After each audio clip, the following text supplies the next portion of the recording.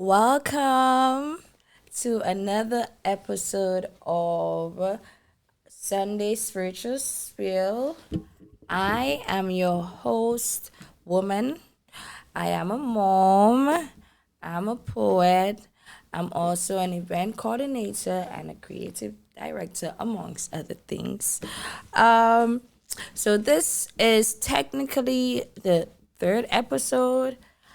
However, we have this magical brick clear canvas. So we're gonna start a new series on the third episode. How about that? So in this series, you know what? Wait, before I even talk about that, I cannot continue without wishing my artistic platform, Bastanize, a happy fourth birthday. Okay, so we had an artistic showcase slash birthday bash. It was a night that I would never forget. A night I will never forget. Yo, all my artists, okay, the artists were are superstars. The atmosphere, the time capsule that woman created, all right, was love. Okay, yo, it was like we was in clouds. Nobody had their phone out. Like we barely have footage because we were so present in the moment. It was a beautiful healing space. So I say that to say, look out for Best Night's upcoming shows. You don't want to miss it. So follow us on IG, all right?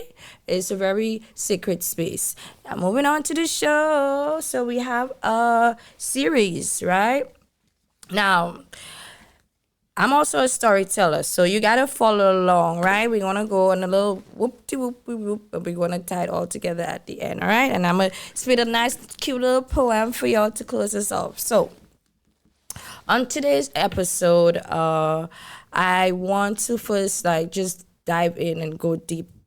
We're gonna just it's spiritual spill. So I'm gonna give you the spiritual spill as to how I develop into this poet called Woman. It's a very deep story, and I'm not gonna just give you all that deepness. Now we're gonna continue on the series, but today on this episode, as a poet, well, first as a being that I am, one of the values and the way that I maneuver through this mundane world, I'm very spiritually led. I've always been spiritually led, and as a creative, being spiritually led and a creative, they go hand in hand, right?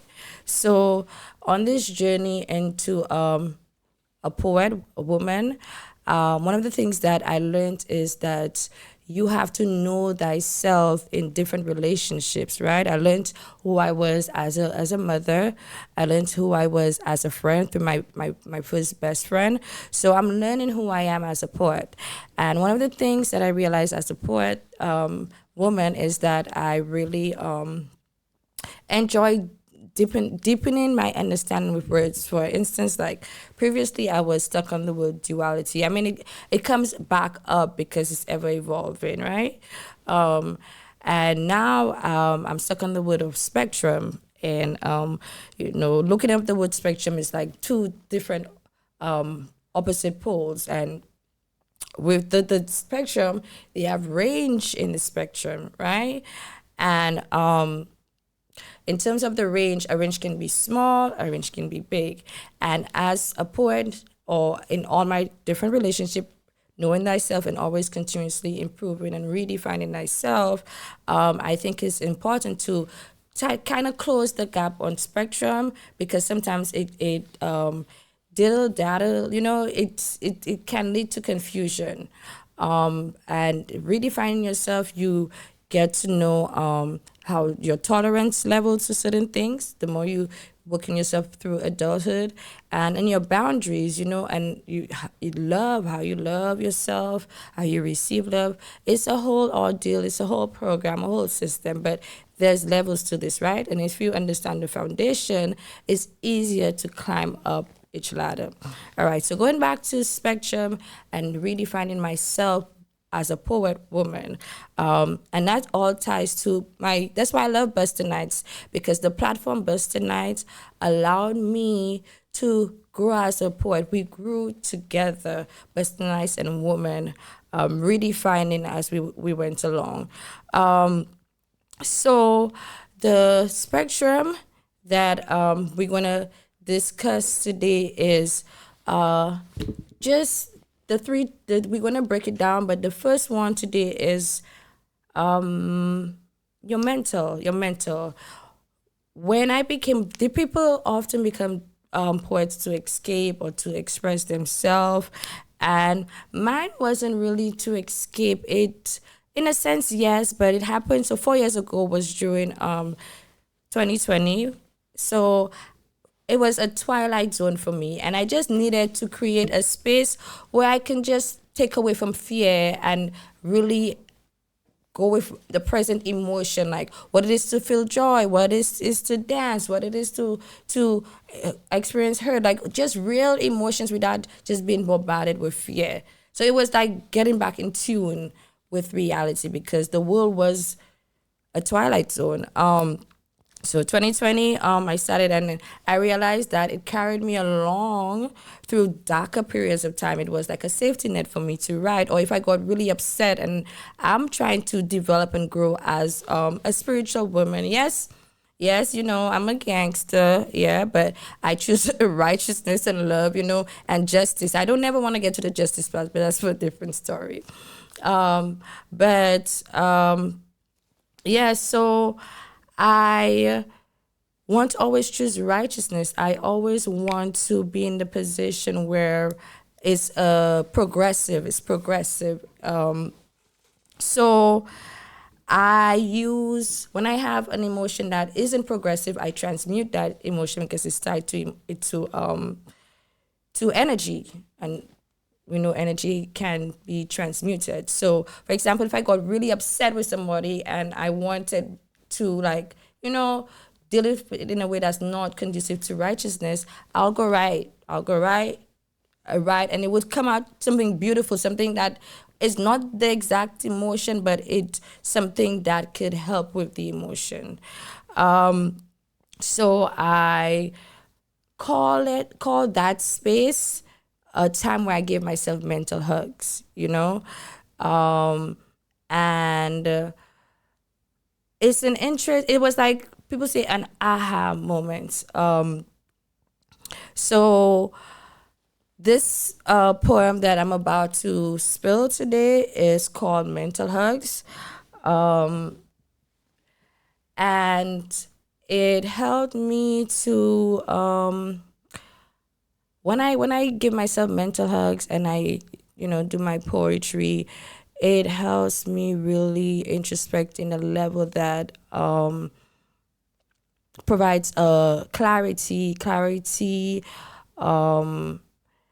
that gives a certain wisdom that is stuck in within my DNA that I carry on through other people. So right now, I'm gonna do mental hugs. And one thing that I always say is, I always like to leave people better than they come into my life, And that's why I say, when I sit and I give myself mental hugs, knowing yourself, loving yourself, and working on yourself, you work on the world. You work on our legacy together. Because at the end of the day, we all are responsible for ourselves, and in a sense responsible for each other. So before I do my poetry, I like to do this little jig. So if you so choose to, I'd like you to focus on your breath. We're gonna take 3 nice breaths together, and then I'm gonna do my little Sunday spill, and then we're gonna part ways. So if you so choose to, I'd like you to focus your breath in through your nose, out through your mouth, in through your nose, out through your mouth. One more time. In through your nose, make it count. through your mouth. Right now, I need your ears and your heart. Ears and heart, please. Swing, swing, and oh so sweet rustle. A wild flower placed among an oh so sweet lotus. Engulfed in peace, lest you not forget the journey, O wise one, the wisest of them all. Mirror, mirror, please humor me. Have I not honored thy name, thy beautiful throne to thy crown, this inverted image holding much weight? How can we be one? Silent whispers and close echoes. The yin to my own yang, manifesting amidst the mysteries, creating details to chaos. As I meditate, I become one with the voices in my head. We sit in present time to hug it out, hugging within, mental hug. Thank you. So please don't forget to give yourself a mental hug to each thy own, or whatever the saying goes, but give yourself a mental hug. Find out what that means for yourself, all right? So peace.